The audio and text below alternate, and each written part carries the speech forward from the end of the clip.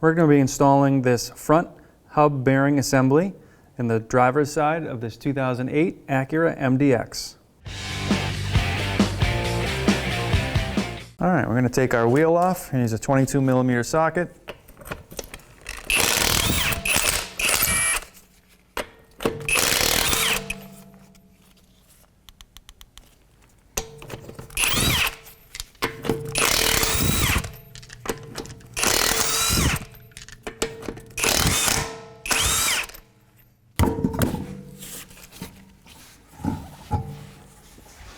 All right, so we're going to remove our caliper from the caliper bracket. We have two 17mm bolts.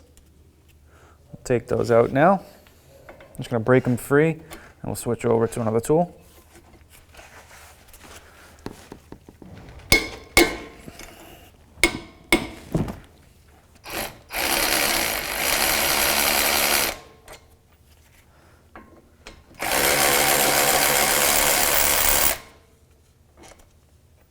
All right, so now we can try and pull our caliper off.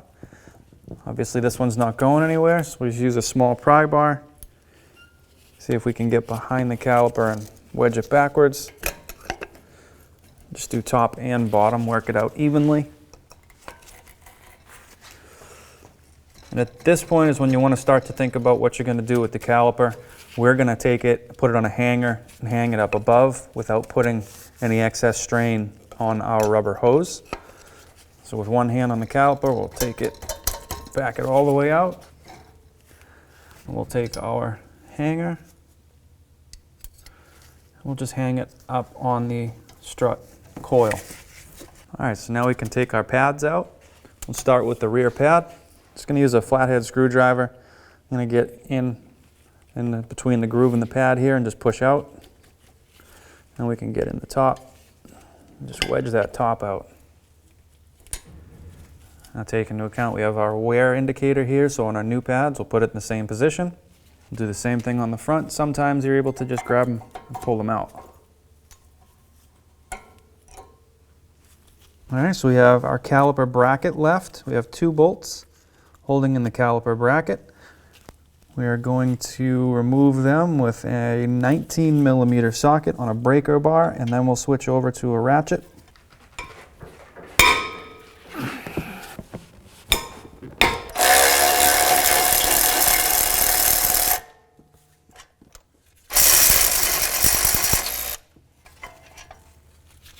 And you can remove your caliper bracket.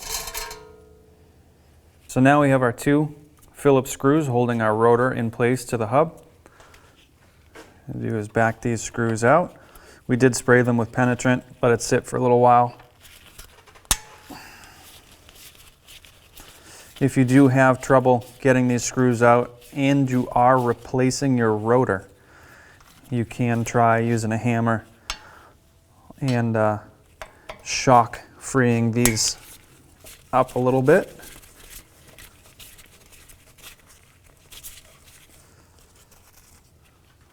All right, so now with our two screws removed, we can take our rotor right off. Sometimes you'll have to help it a little bit, free it up, and then just take it right off. All right, so we're gonna loosen up our axle nut here. You can see it has been punched in. We're just gonna use a flathead screwdriver and a small hammer just to push that back out. All right, so now with a 36mm socket and an impact, we'll back this out.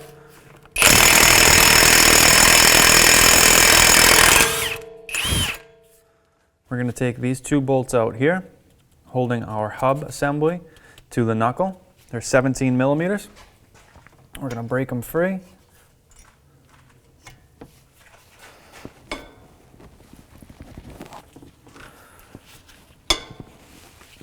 All right, now if you look to the other side of your axle, there'll be two more bolts, again 17mm. We'll do the same there.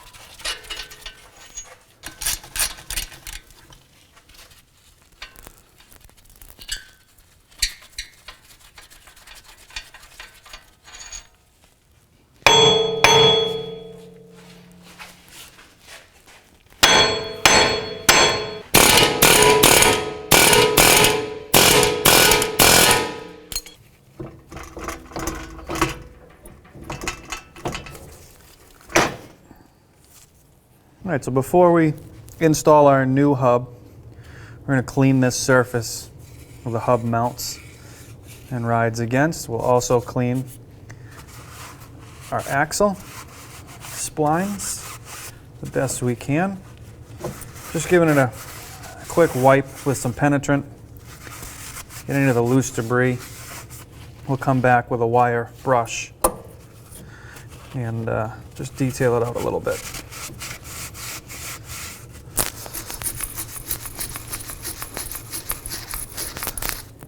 On these, most of the time the water is going to run and settle on the bottom half here. So a lot of times the top side will be clean, but we'll still give it a run around with the brush. But you're going to focus most of the time on the bottom. If your corrosion inside this surface is really bad, you may want to pull the knuckle away from the strut and the tie rod, lean it forward so you can get your brush and go all the way in and through and really work that surface. Now we're working around the axle. Our actual surface isn't that bad. All right, so once you're happy, you think you've got a good clean surface around the inside, we're just going to use a little compressed air. In this situation, what we're going to do is push that axle back a touch so that our air can escape around the back, not blow straight back at us. We're just going to blow around the surfaces, around the splines, just get all the residue off. All right, so here's our new hub bearing assembly. Take note of this dark gray area here. This is going to be your magnet for your speed sensor or ABS pickup.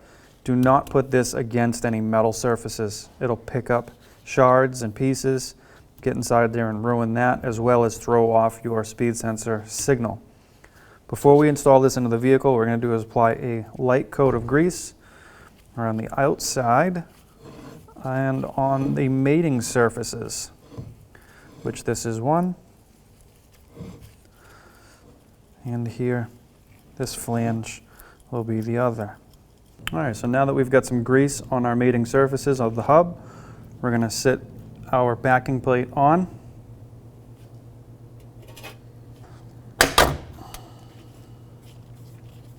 All right, before we put the hub on, we're going to put a little grease around our splines and just a touch around the outside flange.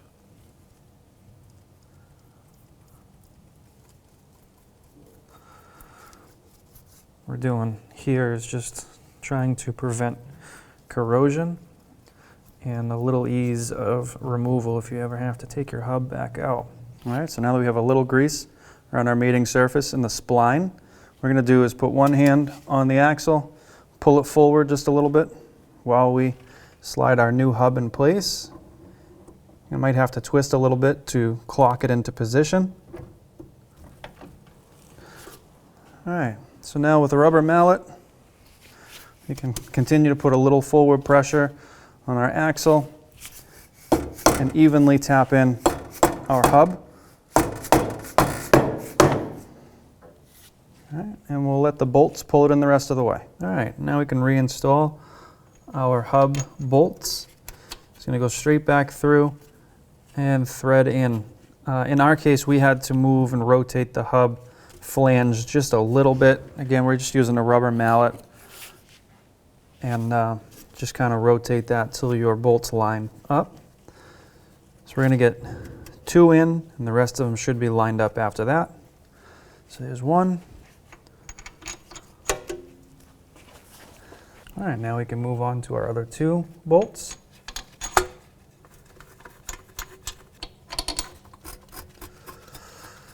And we'll go ahead and snug these up, and we'll come back and torque them to spec.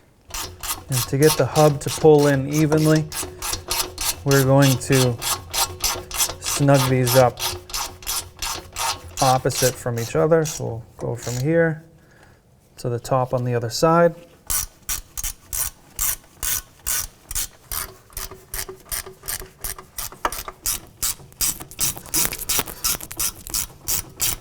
All right, so now we can come back and torque these bolts down to 73 feet-pounds.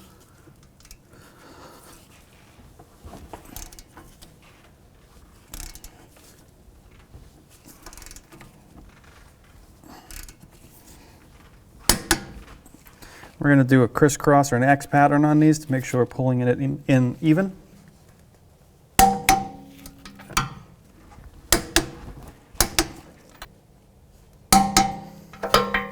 Now we can install our axle nut. Before we do that, we'll just put a little motor oil around this mating surface and thread it on.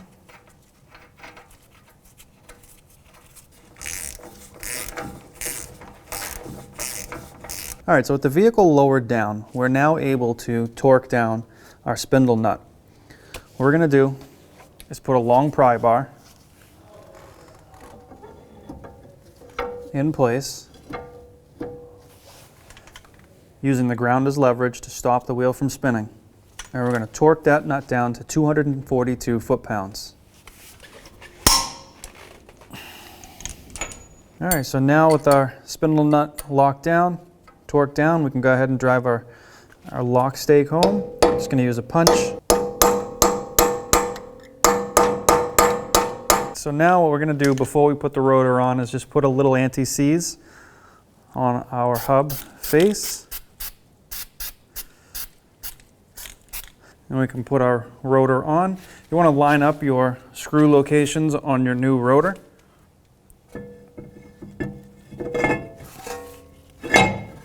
Slide that into place and we'll install our 2 screws. If you have countersunk screws, they'll go here. If not, they'll go here. Push our rotor into place. We can put our Phillips screws in.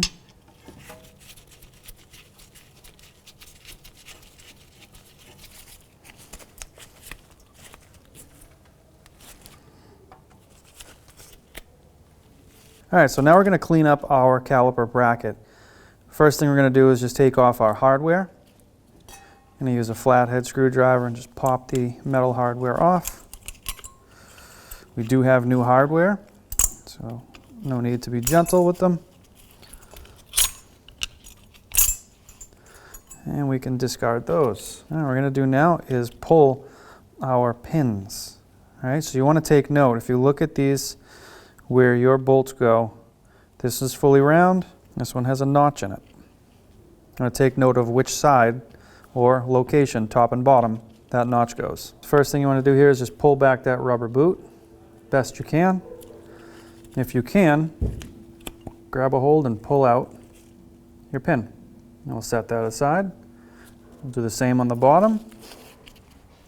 Pull back our boot.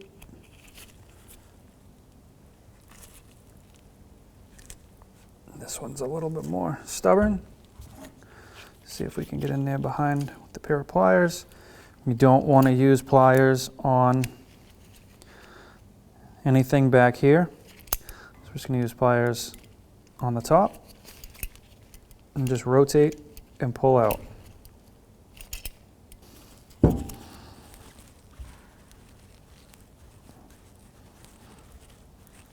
And you can see as it's coming out the difference between this and this. This one came out a lot easier, this one didn't. You can see all the grease is gone. So what we're going to do is clean these up, see if we can find that rubber piece that's probably still in there, and put grease on the both of them. So what we're doing here is just locating that rubber piece for the bottom of the pin. Just removing that. You can see some of the grease that's coming out is just very dry, very chunky, which is why the pin wasn't moving freely. So we'll go ahead and clean these out and put some new grease on them. There's a few different ways. You can get in here with a nice soft bristle brush, no wire brush, no metal, and then just clean those out. What we're going to do is just soak them in brake clean multiple times. And also compress and squeeze the grease. You can just take these right off as long as you're able to get them back in. And just clean inside the boot.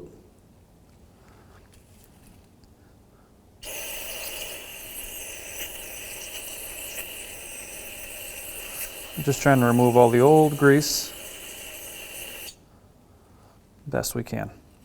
What we're also going to do is either with a long pick or a long pocket screwdriver, we're going to remove all the old, worn out grease that we can see.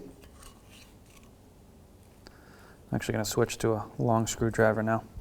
All right, and all this old grease is doing two things. It's stopping that pin from moving smoothly, and because it's all old and stuck down to the bottom there, it's allowing that pin to rust and corrode. So by removing this and putting on new grease and cleaning the pins, should help prolong the life of your caliper. I'm just going to pull that boot out. I'm going to hose that boot down. This is that pin that was very greased up and slid very easily. So we're just going to hopefully remove some pretty good grease out of here.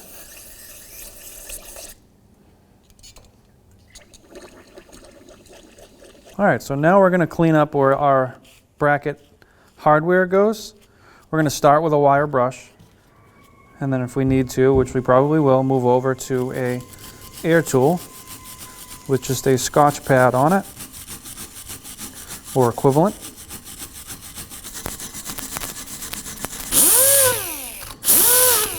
All right, so the main goal here is just to remove corrosion and get yourself a nice flat surface, not to remove metal.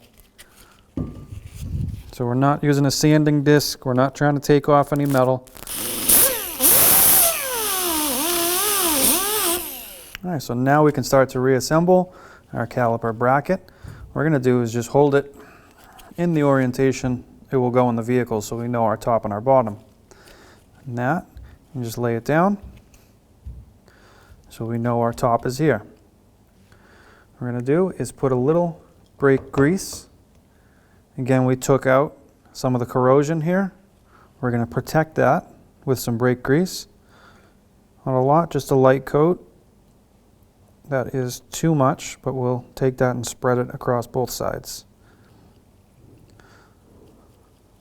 All right, now we can install our brake hardware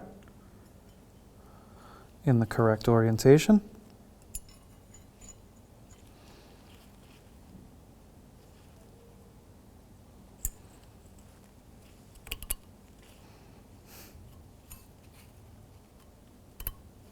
What we're going to do now is reinstall our pin boots carefully.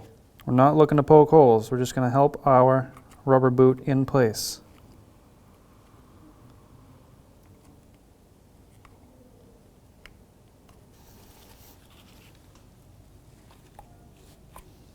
All right, we'll do the same thing on the other side.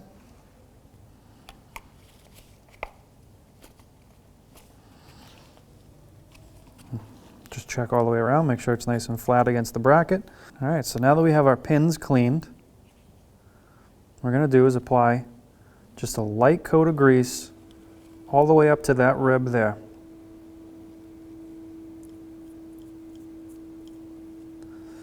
Don't want too much grease, but you do want a light coat across the whole pin. And just a little dab at the bottom. Now we can take this pin, install it in. And what we're going to do is make sure that this top rib here goes over this top rib on the pin itself. I'm just going to compress. All right, our pin's all the way up. Just give it a little pull out, push in, make sure it moves freely, and now make sure that this seats above the top. All right, so our other pin, just put a little dab of grease in this spot here. And that's where we can put our old rubber back in there.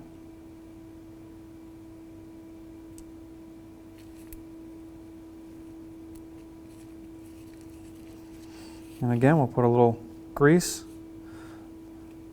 all along that pin. All right, so now we can reinstall.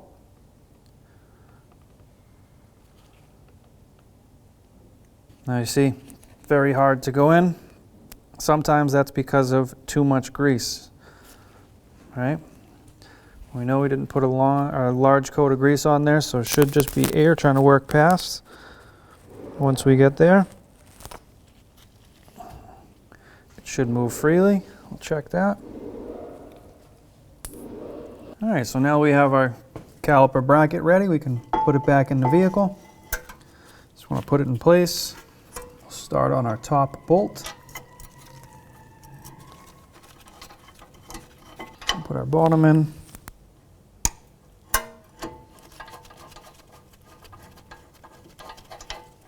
Now with our 19mm socket, we go ahead and tighten these down, and then we will torque them to spec. Now this one here, because of this aftermarket shock strut assembly, our socket won't fully make contact with that bolt. You may need to get on here with a wrench and or in a very shallow setup if you have this in your way. So we'll need to move to a wrench. All right, so we're going to torque these two caliper bracket bolts down to 101 foot-pounds.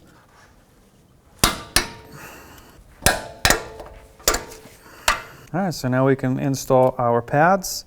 We'll start with the inside pad first. On the outside pad, you're just going to locate these tabs in your metal hardware and slide them in. Press them into the rotor. Typically, you'll have to compress your pistons in your caliper before you put it back on. We do have a little bit of piston out here that we will compress back to show you the process. For this, we're going to use an old pad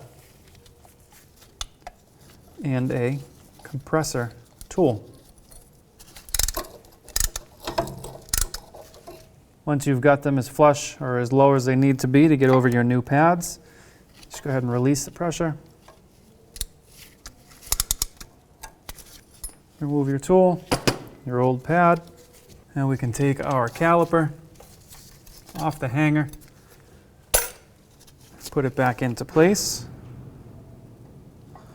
over our new pads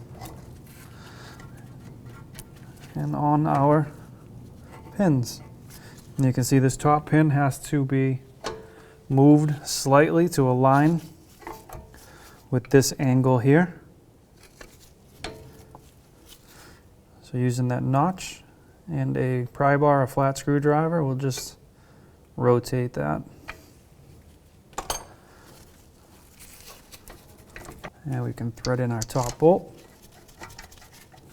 All right, so on the bottom we have the same issue. We're going to have to spin our caliper pin here until it's in line at this angle. We're just going to use a pry bar to do that.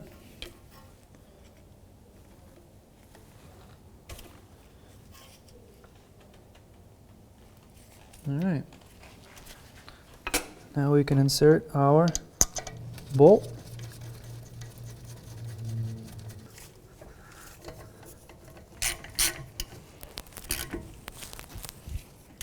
All right, so now we can torque down our caliper bolts. We're going to torque them down to 53 foot-pounds.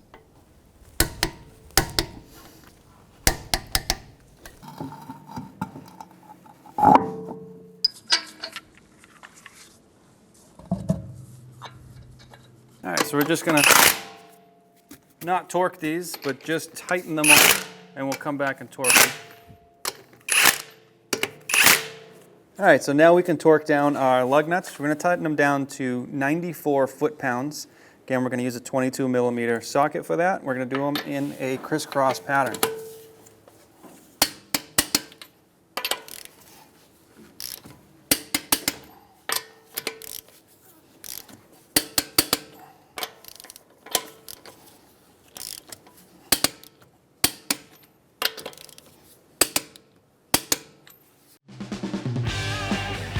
When only the best will do, demand TRQ.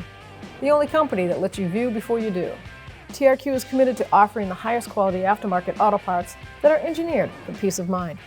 Thanks for using and viewing with TRQ.